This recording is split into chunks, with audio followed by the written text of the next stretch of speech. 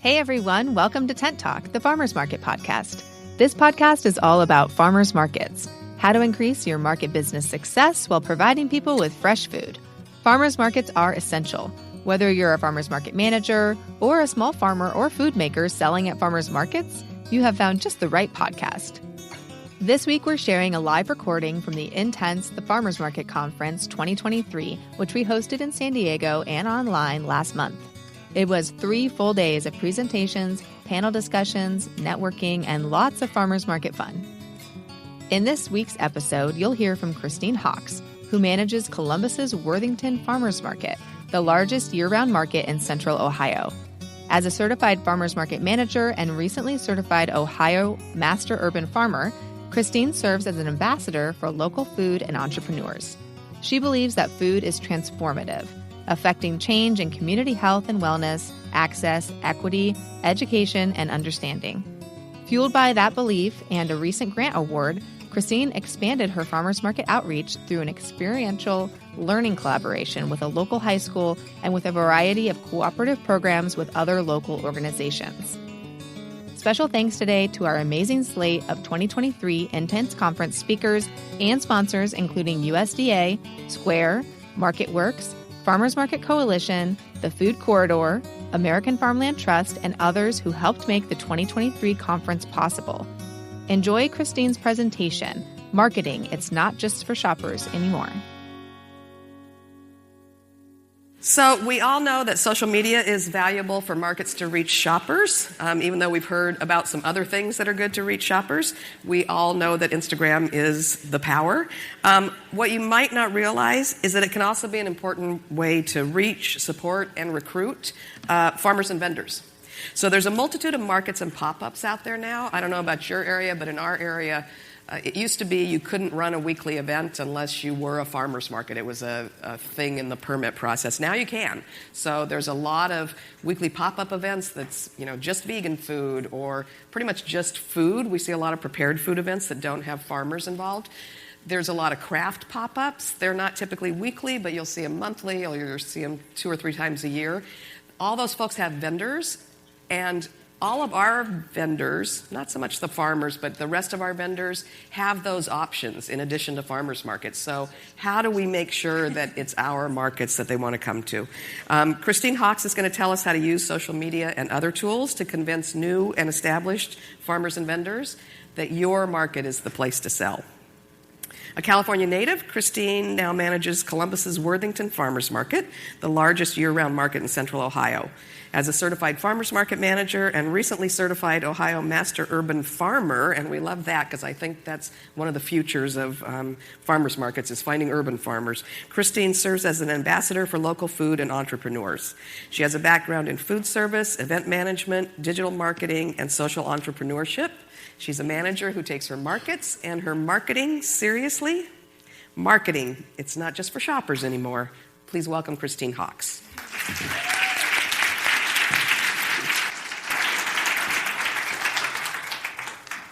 Wow, the room feels so much bigger from up here. It looks so much bigger.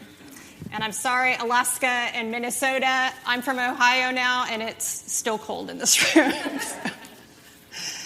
So I am thrilled to be here. This is my very first in-person Intense conference. So shout out to a lot of my fellow first-time attendees that I've had the honor of meeting here, and welcome back to those of you who have been before. I was fortunate enough to be able to find farmers market pros when I began my farmers market career in April of 2019. And super grateful for that when the pandemic hit for my market. I hadn't even been in my role for just a year yet. So being able to have the resource of this group, to be able to have so many of you share your knowledge, I wanted to be able to then give back by sharing a little bit of my knowledge with you. So you know a little bit about me. Since it's my first time here, I wanted to get to know a little bit about you. Don't worry, we're not going to go around the room or introverts, no awkward icebreakers here. But tell me a little bit, stand up if you can comfortably do so, or raise a hand if one of these fits you. You're a market manager here in the room. Okay, awesome. Hello. Hi, Shiny. And maybe you're not a market manager, but you're part of a nonprofit organization that supports a farmer's market. Great. I see you. Thank you. You're a producer. Do I have any producers in the room or some who have dual roles? Wonderful. Thank you for what you do. You work with or volunteer with a farmer's market or support a farmer's market. All right, if you haven't raised your hand yet, maybe you just can't wait for farmer's market season to start if you don't have one in your area. Yeah. And if you haven't answered yet, maybe you're just here for the amazing food. I feel you. So I know a little bit about you. Thank you. You know a little bit about me. Here's a little bit about our farmers market. We are part of a downtown nonprofit. That's our parent organization. We're a weekly event run by the Worthington Partnership. We operate with 2 part-time staff, and I say part-time because on paper it's part-time, but as many of you know, and we talked about work-life balance, sometimes you're just always there. So I began in 2019. Fortunately, I realized the amount of work that goes into running this market and was able to convince our board and executive staff that we needed some extra help in order to keep the level of the market running at the way that they wanted to do. So March 7th, today, 3 years ago, we hired my assistant market manager, Karen, and thank goodness for that because there's no way I could have gotten through the pandemic or gotten to where we are now without her help. So happy anniversary today to Karen. We depend and rely on a team of amazing tenured volunteers, folks that have predated me, have been with the market for years. They call that their happy place. They also make the work that we do possible. We're located in a public downtown streetscape near Columbus, Ohio. We're open Saturdays year-round. 3 hours in the winter. We are fortunate right now to have a mall in transition for our location. And then coming in May, we begin our summer season, and we open an hour earlier. So we're a primarily morning market. Anybody notice anything different about your market over the past few years? Yeah. Clap twice if your market was different now than it was a year ago. Yes. How about 2 years ago? Yeah. How about before the pandemic? Yes. Thank you. I get it. If you answered yes, what's different about your market? And if you want to just shout it out, so we can save Justine some steps. I can repeat that for our viewers on Zoom. What's different? Just location, okay? Rules and regulations, absolutely.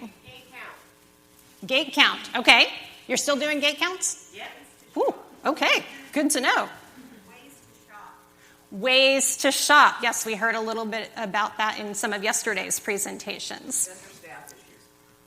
Vendor staff issues. We're going to talk some about that. So yeah, thank you for all of you for sharing that. We are definitely feeling some of those things too, and some of the common things that you shared in here. Things that I'm noticing specifically at my market, product mix.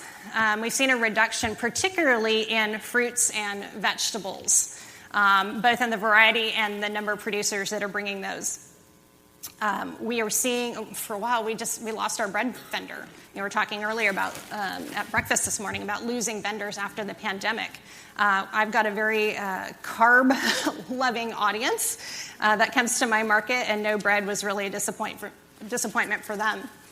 Ranchers, because of the price of feed going up, we're seeing a reduction in what they are bringing to market. Those who used to carry turkey and chicken and pork and lamb and beef are now maybe only carrying 2 or 3 of those things just to be more efficient and lean and keeping their costs down.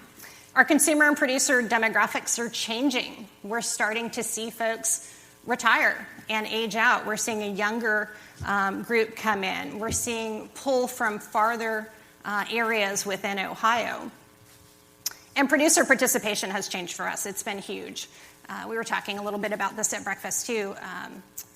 where my breakfast group, I think, was in the back there, talking about how we're seeing more urban growers, more startups coming to the market, and more competition, but not from farmers markets, from different ways producers are finding to reach customers. The one thing that hasn't changed, and I'm going to give them a huge shout out here, is our core team of producers who are great ambassadors and marketers for the market. That team there has not changed. That was taken in 2019, the first summer I started, and they are all still with our market. So I think we can all agree farmers markets are changing, and it's not just because of the pandemic. And frankly, they should, right? That's our role in our communities. Markets should be and can be dynamic and progressive and responsive to our communities. We can stretch and flex and grow and evolve. And I think that's what we all want to do here, and marketing can help with that. Through our marketing, we want to be able to adapt to these changes so that we can remain relevant. We can stay competitive as new opportunities for direct-to-consumer sales emerge for our producers. And we want to stay sustainable. And sustainable here, I'm defining that as having a future. I still want my market to be in existence 2 years from now, 5 years from now, 10 years from now. We started in 1987, so we've got a long history, and I want to make sure that we continue that. I found what really was my inspiration for doing this presentation today was that I could no longer rely on just posting an application out there, build it and they will come. We still had people doing that, but I was noticing a decline in the quantity of applications we were getting, but also the quality. They weren't really meeting the product gaps or the customer demand that we were looking for. So I asked myself, how can you make a compelling argument that your market, Worthington Farmers Market, is a place that producers want to be? We want to be the market of choice. So here, I know, for those of you who have seen Encanto, we don't talk about attrition, but we probably should. You already likely know that you're losing producers every year or every season. For better or worse, it's going to happen, and that's okay. Why are you losing producers? There's a picture here of Sam. He's one of our volunteers holding what is a cult favorite bar of soap. We did a marketing campaign, this was probably 2019, for the holidays where my volunteers showcased some of their favorite things, and we put those in our newsletter and our blog and social media. And Sam's favorite thing was the bar of soaps from Spotted Salamander. Well, unfortunately, Paul, who was our soap maker, decided to retire, and the business was transferred to his kids. And they kept that running for about a year. They're full-time parents. They have full-time jobs. They had some health issues, so what looked like it was going to be a temporary hiatus for the business ended up being they're no longer with the market. Things are going to happen like that. Other reasons that you may be able to relate to why you're seeing producers leave your market. This is Leslie, another one of our volunteers with Miss Linda, who retired last year after being with the market for many, many years. She grew cut flowers and did beautiful wreaths and dried flowers and gourds. On-farm sales, farmers choosing to, particularly after the pandemic, we saw some that had to change their business models. Maybe the drive-through wasn't working for them. Maybe they didn't want to make the long-distance commute during that pandemic, or they had health challenges. So they're doing CSAs or farm stands and found that those were profitable for them. Some are outgrowing the market. For those of you who function as incubators, and in some ways, all of our farmers markets do, that's something that I want to see my market do. I want to see them start with us, grow up and grow out and leave the nest, if you will. Life changes happen. That could be reasons producers leave. No longer in business, staffing, thank you, Kat. That's definitely a challenge that we've seen, particularly if they're one-person organizations or businesses. It's really hard. You can't staff every marketer. Some of them have families. Kiddos get sick, you're not coming to market that day. And then in some instances, I know that some of you have faced this through some conversations we've had in the past few days. Sometimes you just have to part ways. So hands up if you know what your attrition or your producer turnover rate for your market is? Awesome. You guys are rock stars. I didn't know either when I started, and frankly, I didn't have time to even think about that from 2019 to 2020. It was just drinking, as we've talked with some of the new market managers, drinking from the fire hose, doing as much as you can, learning as much as you can. I had a background in trade show and convention management, so I at least had some of that logistical knowledge in place. Kind of Saturdays were like running a big trade show for me every single week. But I started to notice, 2020, it was no big surprise that we lost producers. I figured, okay, this is just going to be the way that it's going to be for this year. We'll rally next year. And we did to some extent, but not where I would have expected. By 2022, I was like, man, we still aren't seeing that comeback. What's going on here? And so I took a look at my turnover rate and found, I only compared our summer because that's our busiest season and when I have the most space to fill. We were losing about 18 of our producers every summer. So it was compelling to see on paper. I'm a very visual person. So it was like, okay, define what the problem is. I'm feeling like something's kind of off here, not working. But seeing that on paper really cemented that for me. So those of you who are Excel wizards, okay, I'm not, but I am a visual learner.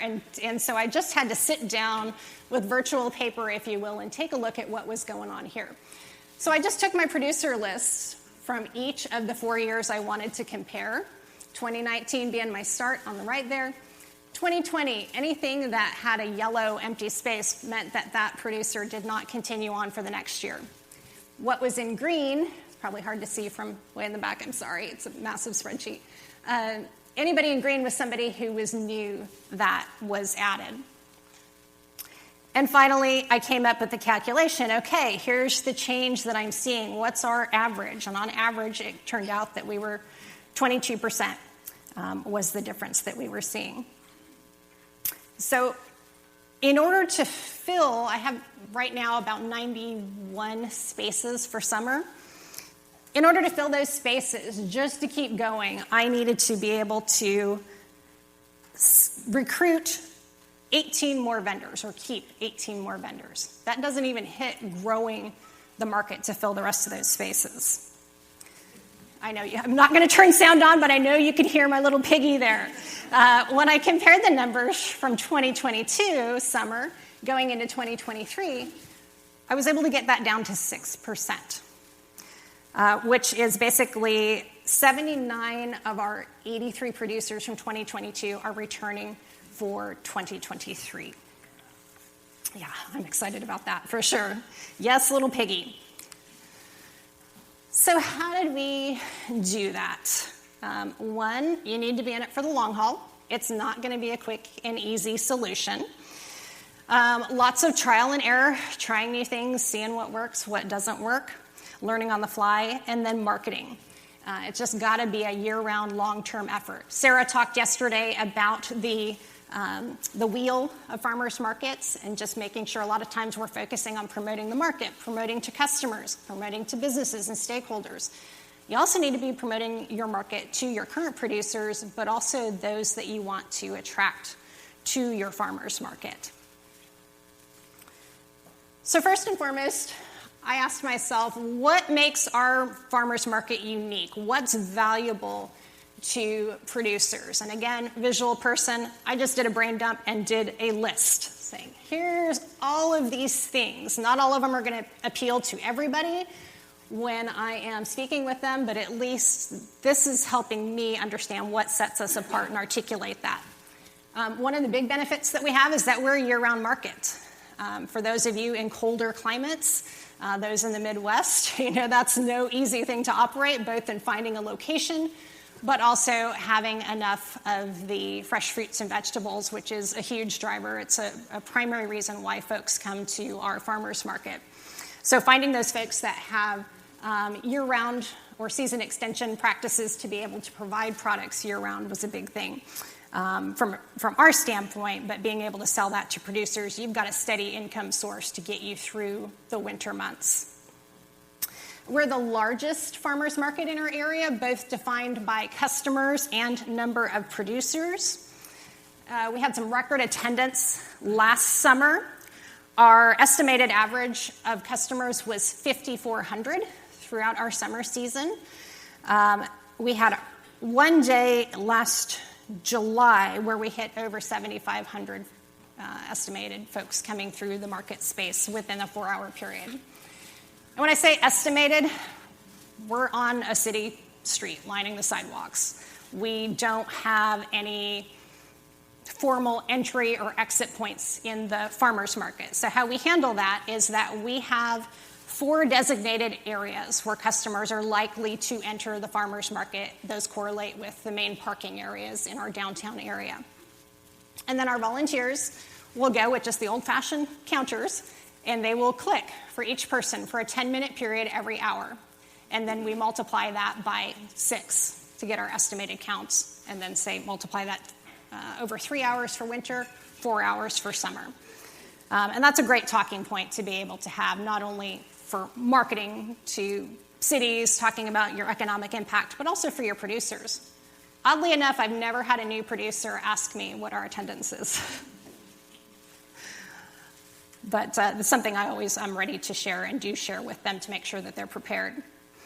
As we talked about in yesterday's afternoon session, accepting SNAP and EBT benefits is a huge benefit to our producers. For those of you who do that at your market, you know that it is an investment.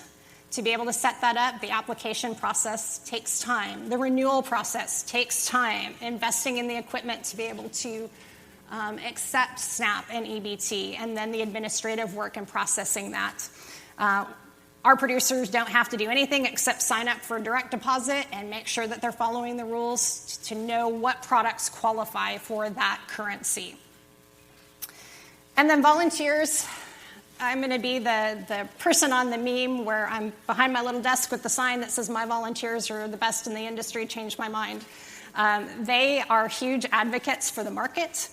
They are wonderful for recruitment, and it's not just me saying that about them, it's also our producers. They say we haven't been to markets where we get bathroom breaks. Our volunteers will rotate throughout the market the entire time to say, hey, do you need a cup of coffee? I'll watch your booth for you. You need me to run your tokens to the booth? Okay, I'll go take care of that for you. So they can focus on producers can focus on what they're there for. Some of the other unique marketing things that we've been able to do both towards producer recruitment and retention. So my buddy Ed here, he looks way more serious than he normally is in this picture. But because my role is part-time, I do usually maintain at least a second and a third job. In this particular example, I had a job that was sort of adjacent to the farmers market where I was able to use that second job to promote our producers. And so for this, they had tasked me with writing some behind-the-booth sort of stories. And I love to write, so I'm up for that. So we were able to repurpose this from the second job to my primary job as market manager to be able to tell Ed and several other producers stories, sharing snippets on social media, putting this out through our blog. We use Wurks, so we are able to publish a blog post that then sends out our customer newsletter every week with just one click, which is nice. And Ed has been with the market for 23 years and had a really cool story to be able to share with customers. Volunteers are also, as I've mentioned, invaluable to your marketing strategy, both for your retention of producers, but also recruitment and success for new producers. We have some alter egos from our volunteers. This was a project that they wanted to do, and I was like, they pitched it to me, I said, go for it. So we've got the Veggie Spy and the Versatile Vegan. They are a husband-wife team that have volunteered at the market for years. Veggie Spy goes around the farmers market every Saturday. He talks to primarily all of our produce growers to say, hey, what are you going to have on your table next week? And people have come to really rely on that. In this instance, because it was snipped from one of our winter newsletters, they decided to focus on all of the ways that you can get your breakfast for the week at the farmers market, and then linking to those producers that they're highlighting there. Versatile Vegan, they are both very passionate about plant-based eating, and so Versatile Vegan will normally share recipes in each of our newsletters and blog posts about how to use the products that they've shopped for from the farmers market. So don't overlook the value of volunteers, and if they're willing to bring something like this to the table to you, I'm all for it, and they do this every week. They contribute to our newsletter. Customers can be great advocates and marketing for your farmers market. We've started a column called Made from the Market. This is John pictured here. He's been a long-time shopper. As we talked about yesterday, chefs versus home cooks. John is very much a home cook. He loves his veggies. He tells the story of speaking with one of our producers at 9N Farm and how he learned about delicata squash, and then shares his recipe about a Puerto Rican inspired stuffed squash that we then shared with our community. So again, highlighting the different producers that are supporting that. And these are things that not only our customers see, but other producers see and potential producers see. We're very fortunate to have both a large newsletter subscription, email still works, and then a large social media following that reach that producers and potential producers may not get on their own. Another customer-generated marketing initiative here.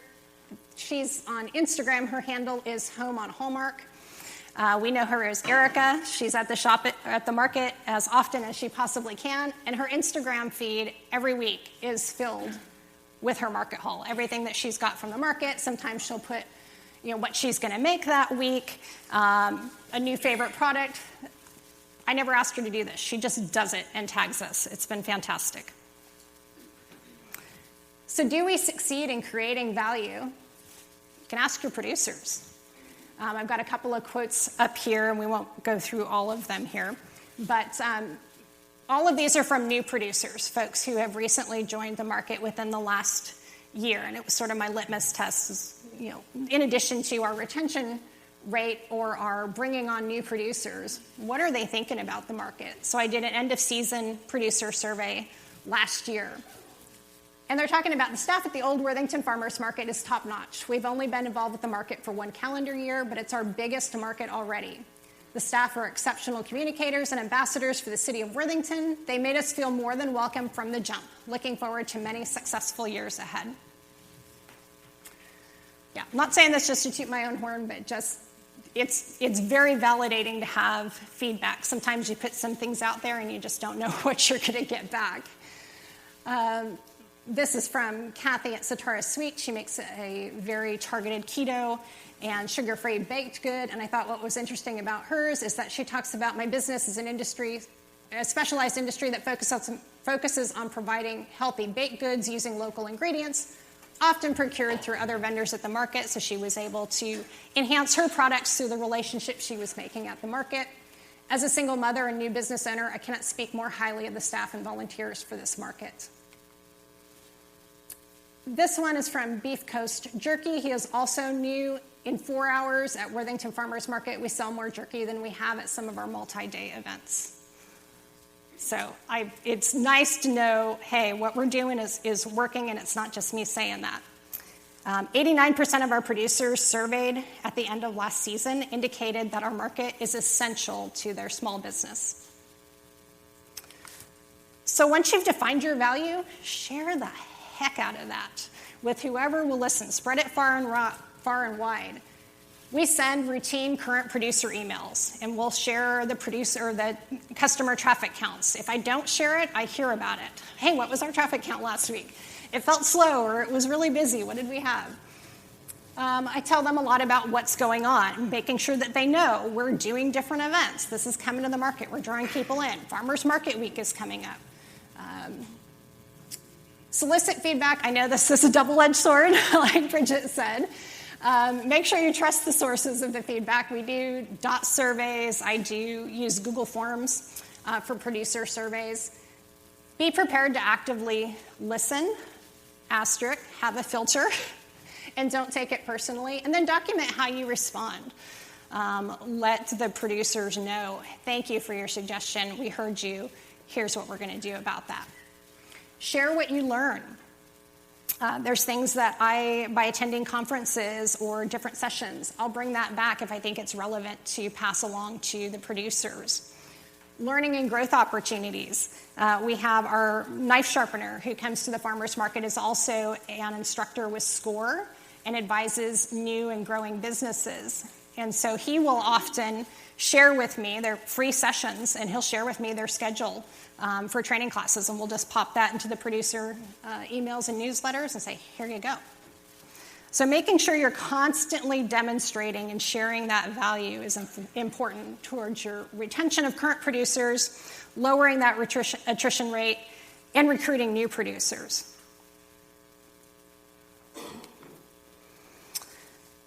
So demand and opportunity can be a recipe for success, but you've got to have a strategy. Make it intentional with what you're doing with your marketing and what you're aiming to achieve through your marketing, more importantly.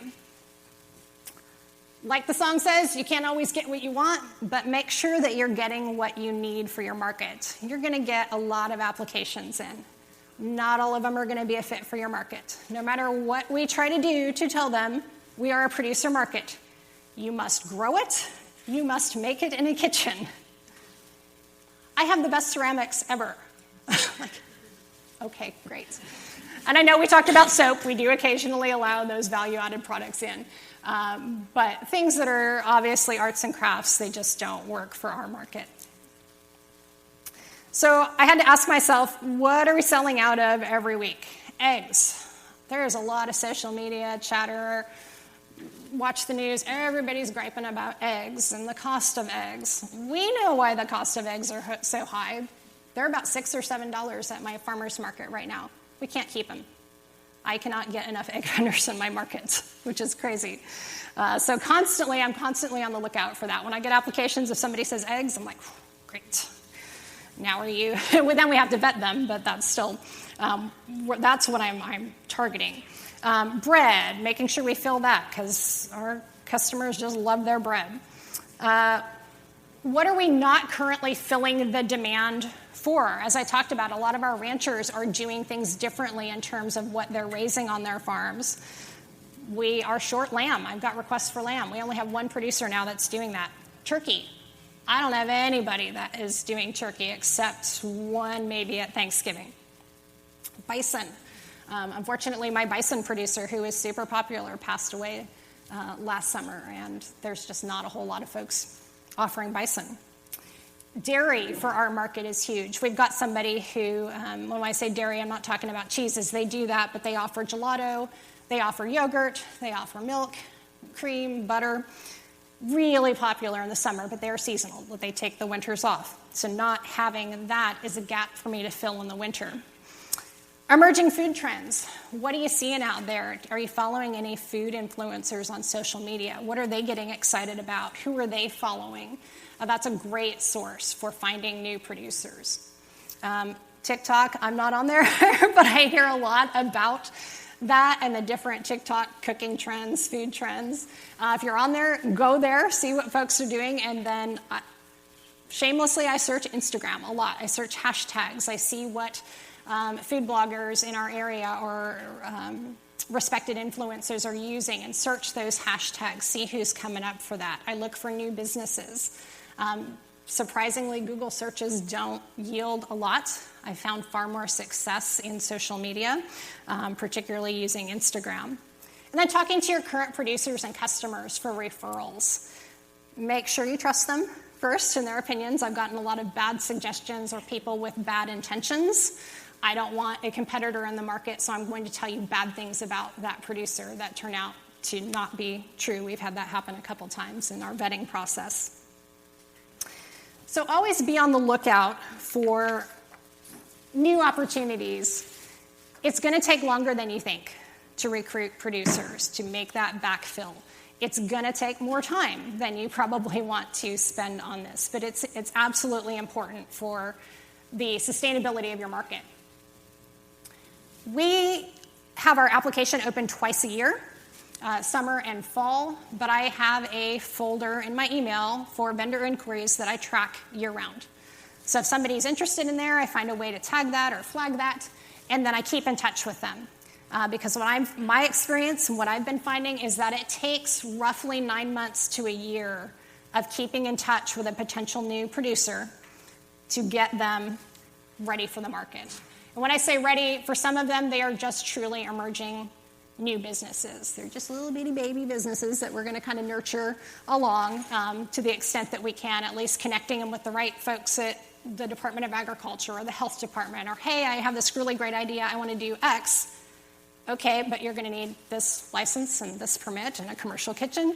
So helping them along that journey is helpful, and then following up with them and saying, hey, where are you on that? As we talked about, local food influencers can share a world of information and do a lot of that research and initial work for you and finding those producers or potential producers. And then, as Bridget said, introduce yourself. Get to know these folks. Put a face to the name. You're not just a market. You're not an application. You are somebody that can be an advocate for them and be invested in their future. And likewise, they're helpful to your market as well. So take the time to do that. And I know we're like, oh yeah, one more thing on my plate. Thanks. I get it. These are a couple of examples of virtually introducing myself. Like I said, I spend a lot of time on Instagram for our farmers market. These were folks that I had reached out to that I was like, hey, this is something that we need, and I'm going to see if they're interested. So Mayapple Farms is the first one there.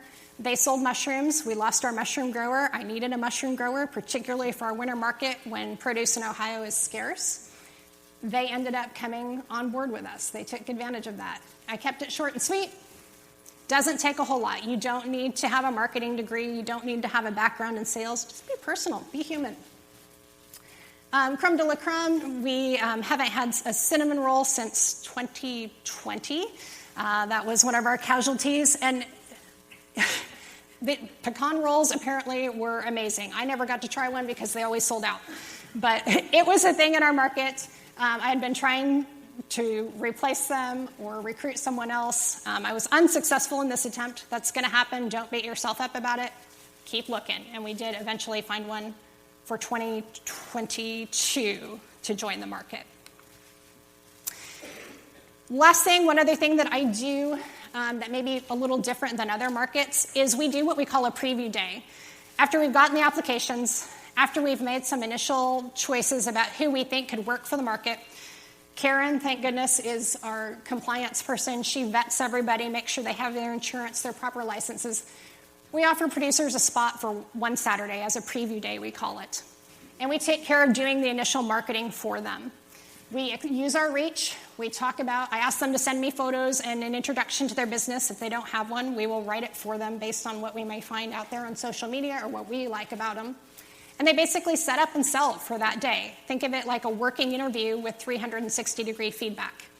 Volunteers have a chance to evaluate them. I've created a form that talks about labeling, display, product taste.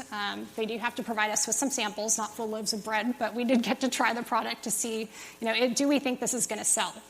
And then we share it out on social media. I typically follow up with them a few days later, get their perspective. What did they think? Is this going to be a fit for them? And I have had some producers turn me down. It was too much for them, particularly in our struggle to find the elusive bread vendor. Home bakers just weren't able to keep up with the volume. That's okay. We just weren't the right market for them. And I'd rather find that than have them for a month and then have them leave and customers be disappointed where'd they go. So we were able to successfully recruit one. The preview days have worked really well for us. And just one more way to attract those producers. They get a great marketing hit right off the bat by reaching our folks over social media. So if you do just one thing, because I know we all need one more thing on our list of to-dos, take a look at your rate of turnover. Understand why producers are leaving your market and at what pace they're doing so. You want to keep your market going and growing. So take a look at what that is and then understand, how many do I need to have just to fill that hole every year or every season? And then if I want to grow, I need this many more. And for all you overachievers out there, I see you. There is extra credit on there. Document your value. Create a list or diagram or visual board, whatever works for you, vision board. Why should producers choose your market and use that as your strategy, both for retaining your current producers and what matters to them, and for recruiting new producers? And it's going to change. It's going to evolve. But do that work. I would encourage you to do so. Thank you.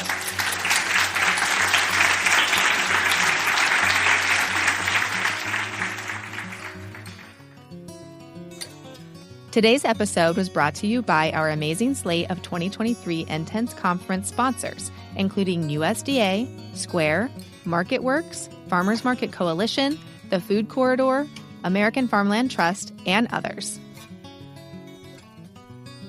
Farmers markets are all about connection, and all of us, operators, farmers, and vendors, keep learning. Connect with people just like you from various parts of the country and share what's happening in your area in the terrific conversations over in our private Facebook group, the Farmers Market Pros Community. If you're actively involved in a farmers market, please find us there, answer the 3 qualifying questions, and join the group. You can also message us on Instagram at Farmers Market Pros or email us at connect@farmersmarketpros.com. If you're looking for further education, check out our online course offerings at farmersmarketpros.com. Thanks for listening to Tent Talk. Please leave us a review on iTunes, Stitcher, Spotify, YouTube, or wherever you access your podcasts, and tell us and others how you're enjoying Tent Talk. And be sure to subscribe to our podcast so you don't miss the next episode. Tent Talk, the Farmers Market podcast, is proudly produced by Farmers Market Pros, where passion meets profit. Today's episode was recorded and edited by Justine Marzoni-Mead. Original music by David Mead. Thank you so much for listening today, and we'll have another great episode next week, so tune in.